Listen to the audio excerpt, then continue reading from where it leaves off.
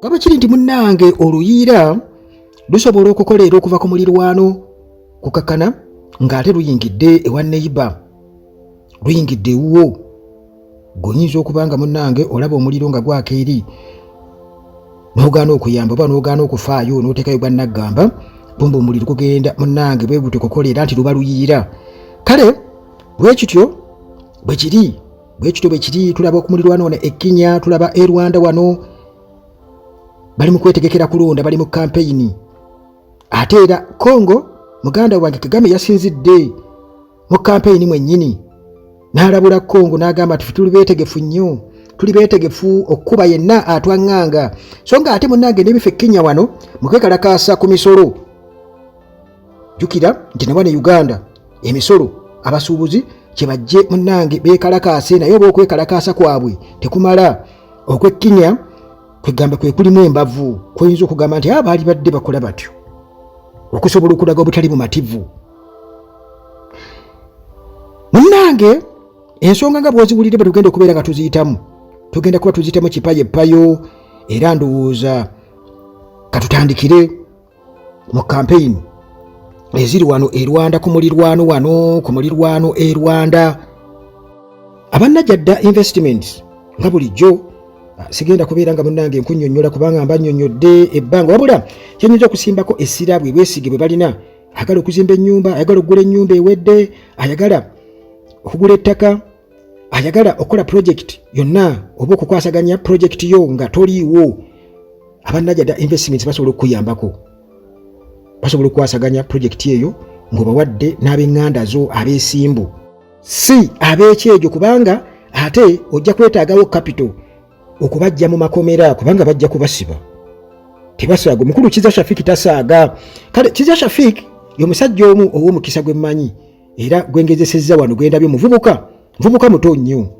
ow'ekisa, ate era ategeera ebintu mu butuufu bwabyo, era amanyi value y'omukwano wamu n'obwesige. Ye muntu gw'osobola okwesiga n'akasenteko era n'akakolamu ekyo ky'omutumye okubeera ng'akola ewatali yadde okubuzaabuza. Ate omuntu ow'omukisa, abalimi balimye, abamugezezzaako mu kulima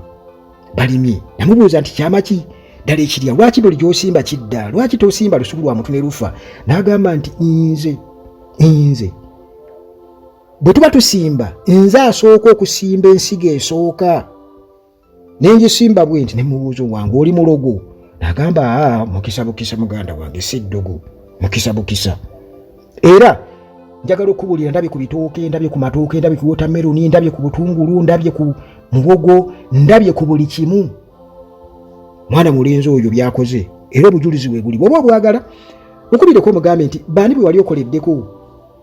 kati oyogerezeganye nabo, era bajja kuwa n'ebifaananyi n'obujulizi bajja bukuwa obwaddala obukwatibwako. Weesiga abo Abannajjadda Investments kubanga nze bemmanyi. Kagame bw'atyo ali mu campaign, era twatandise dda okubeera nga tuwulira okampaininga okw'amaanyi kwatandise, era munnange kirabika bwe batyo banaatera okubeera nga bagenda mu stage eddako okusinziira munnange ku biri eyo e Rwanda. Bakandidate bali basatu, era nga bano be beepikira entebe eya Kagame. Yagiwamba naye aligivaamu oyo. Entebe ya Kagame be bagyepikira kubanga naye alabika bw'atyo agoberera mukulu we mpola mpola, kye bayita democratic process. Kati bakandidate bali basatu, era nga bano muganda wange be beesimbye mu Kagame, pulezidenti wa Rwanda, era nga ye w'ekibiina ekya Rwanda Patriotic Front RPF. Zane Muhoozi gye yabikoppa bya Patriotic League of Uganda Piraawo. Kagame jjukira nti muganda wange ono yakakalakata Abanyarwanda emyaka 24, era bw'atyo ayagala addemu alondebwe okusinziira ku amendments oba ennongoosa ze baakola mu constitution yaabwe mu ssemateeka yaabwe 2015, era nga ekyo kyakolebwa ng'era bwe mumanyi wano bwe kyakolebwa Uganda okusobola okumukkirizisa okubeera nti ate asobola okwesimbawo ebisanja ebirala 3 okuva ku ebyo bye yakabakalakata, era nga jjukira nti abadde yeesimbawo nga buli bwe yeesimbawo aba afugira emyaka 7 era sanki ekyokusatu 2017 myaka 7 kikino kiweddeko, naye mu nkyukakyuka za constitution basalawo ne bagamba nti kabibeere ebisanja bya myaka 5 otugendera mu 2024 ebisanja birina kuba bya myaka 5. Abalala abali mu lwokaano mulimu Frank Habineza ono wa opposition ava mu Democratic Green Party of Rwanda wamu ne Philippe Mpayimana ono nga azinga independent mukyala takomyewo ennaku nawulira agamba ngenda kudda kati Kagame bwatyo yatandise campaign ze yazitandikira mu Masanze district wali mu Northern Province, era muganda wange bwatyo n'atandika okubeera nga ayogera ababuulira kati ate ebipya byalina byabaleetedde bannansi ba Rwanda, era mu ebyo ebingi bye yayogedde Kagame bwatyo akakasizza nga bwe batagenda kugamba kubadde nga kulabula, bwe batagenda kubeera nga banyigirwa mu ttooke nga Rwanda, n'abakakasa n'abagamba nti muganda wange beetegefu okubeera nga baŋŋanga oba kwegamba nga badefendinga eggwanga lyabwe nga Rwanda. Obubaka buno abugenze butereevu eri Tshisekedi. Kagame bwatyo alabudde Tshisekedi nti muganda wange njagala weetegekere military action, ffe tetuzannya Abanyarwanda. President Paul Kagame bwatyo era alaze obumalirivu n'obwetegefu, bwategese okubeera nga adefendinga eggwanga lye singa alumbibwa essaawa yina, kubanga Tshisekedi bwatyo munnange ennyonyi yazigula zidroni azirina ziri zirwasa mayinja ate sente azikola ki azirina, era yabakakasa n'abagamba nti muganda wange nze nsobola okukuba okulumba nkuba. Jukira mu campaign naye ze yalimu yabakakasa aba Kongo nti ye talinga bali abalala be babadde bamanyiira ye Tshisekedi muganda wange mulala nnyo. Era munnange Kagame ng'ali wano mu Rubavu district naku lwa Sunday yagambye nti already bamaze okubeera nga bakulaakulana, balina ebyuma eby'omulembe, era bwe batyo nabo baagala nnyo okubeera nga baba n'enkulaakulana oba n'enkolagana ennungi ne baneiba baabwe. Naye newankubadde ekyo babeera bakikola balina okuba ate nga beetegeka nnyo, kuba Kagame yeebuuza nti kyekiyinza okubaawo singa neibawo yakulaga tayagala nkolagana nnungi ng'ayagala bucyankananya security. Kati olina okuba nga munnange oli mwetegefu okubeera ng'omwaŋŋanga. N'agamba nti ffe twagala nnyo okubeera nti tubeera n'enkolagana ennungi, naye ate era singa wabaawo enkwatagana etakwatagana bulungi nnyo kitegeeza nti tuli ready nnyo okurespondinga ne equal force singa ekibuuzo ekyo munnange kiba kyetagibwa okuba nga kiddibwamu. Kagame bino byonna munnange abadde abyolekeza Democratic Republic of Congo wakati mu bunkenke obw'amaanyi wakati w'amawanga gano abiri. Jukira nti gonna gali mu muka guno ogwa East African Community. Kakati bino byonna muganda wange nga Congo we bwegamba nti Rwanda ewagira abayekera ba M23, Rwanda ebyegaana ne Rwanda egamba eno ewagira aba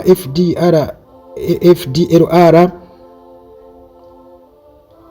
Kakati olwo ne Congo naye ebyegaana bannange nekirabika nti emberenge bwetyo neegaga,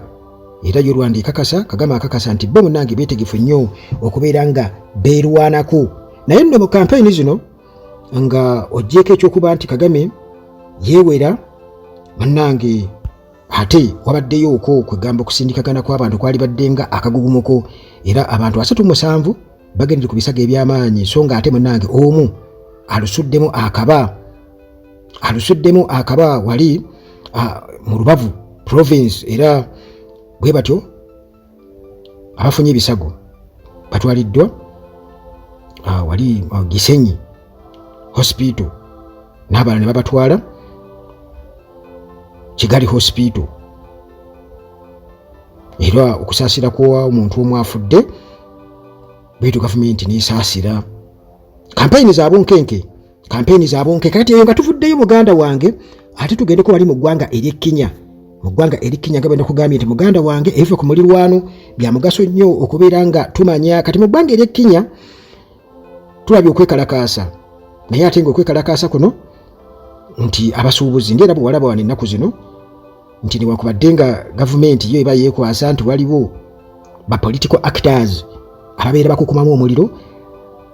so nga ate tetulabayo okwo kwegamba okuleka okubeera nti ab'opposition bagamba nti ebyo tubadde nga tubagamba ebyo ngera bwe bayogera wano e Uganda kubanga Kizza Besigye afuddengayo okubeera nga agezaako okubalaga kiki ekigenda mu maaso ne batafaayo ne batuuka okubeera nga bavaayo bokka abasuubuzi nga bagamba owaayi kimala kati n'Ekkinya naye muganda we mu nkola eno ey'okubeera nga babijika emisolo egy'amaanyi muganda wange 10,000 ez'abavubuka kubanga abavubuka bakola kinene nnyo muganda wange okubeera nga bakyusa eggwanga oba beemulugunya ku ebyo kubanga beerabe babeera bakola emirimu egy'amaanyi nti abakadde muganda wange babeera abasinga obungi bagamba tebamenye enkizindika kale okwekalakasa mu Kenya kwonna kubaddewo era nga beekalakaasa lwa misolo gye bateesa okubeera nti baba bijika mu financial ya 2024-2025 naye kati bannayuganda nga bamaze okulaba engeri poliisi gyekwasaganyaamu abeekalakaasi nga beebuuza bagamba kijja kityo kubanga abapoliisi tewali rubber bullets nga bye bibeera wano Uganda poliisi wano nga babeera bakambwe ennyo amagye gaba gaavuddeyo dda ng'era order eri shoot to kill nga bwe walaba wano omugezi Tumwine bwe yagamba nti nno omusirikale alina olukusa okukuba n'akutta musinga ogezaako okukola byonna byokka ne bannakkinya byonna babikoze naye tewali gwe baakubye essasi tewali jjukira nti wano Uganda waliwo n'omuntu yabadde yemulugunya agamba nti bano baatuuka n'okubeera nga bakwata omukyala gwe bayita Nana wano yali wa lubuto naye Kenya tegenda bakubeera nga kibeerawo nti olaba engeri amagye gye gasaganyizaamu poliisi gyekwasaganyizaamu abeekalakaasi oyinza okugamba nti eri professional newankubadde ngaera bebakutte bangi babakutte bo tebabakwata mugeza kukukakkanya so nga ate tewaliiwo bebasinga bona ogamba kati wano Uganda omusajja buzze n'emmundu nga bwe gwakola 2020 November 18-19 obusajja bwajja ne bunnange ku biragiro order from above Tumwine nga ye security minister ne butandika okubeera nga bukuba amasasi mu bantu ne muzakeedi mwonna namuzakeedi zonda so nga ate okwekalakaasa okwo njagala okubuulira nti kale newankubadde gwali tekwekwatagana bya busuubuzi naye kwali kukwatagana bya bufuzi tekwali nayo nze okusinziira ku kulaba okwange nsuubira okuba nti kino baakiteekawo kubeera nga bateeka mu bantu okutya nga basuubira okuba nti bayinza okubeera nga beekalakaasa kati munnange embeera bwetyo bweri sigenda kubeera nga nsukkawo wano ebifa e Congo Kagame nga yeewera ebifa e Kenya abasuubuzi nga beekalakaasa so nga ate munnange ne mu Rwanda mwennyini kampeyini zigenda mu maaso era Kagame bw'atyo jjukira nti kati bano bamwesimbyeko be bamwesimbako ne ku mulundi guli era nga okusinziira ku byava mu kulonda tebaafuna yadde 1% be bamwesimbako bano ekyebuzibwa banne tiyabateekawo oba kubanga ekyo nakyo munnange kiri awo naye nga bwe kiri nti munnange byabwe bo nga bo naffe kyetusaba batulekere ebyaffe ffe nga ffe wano kyetusaba nti bagende bamalirize ebyabwe naffe batuleke wano tumalirize ebyaffe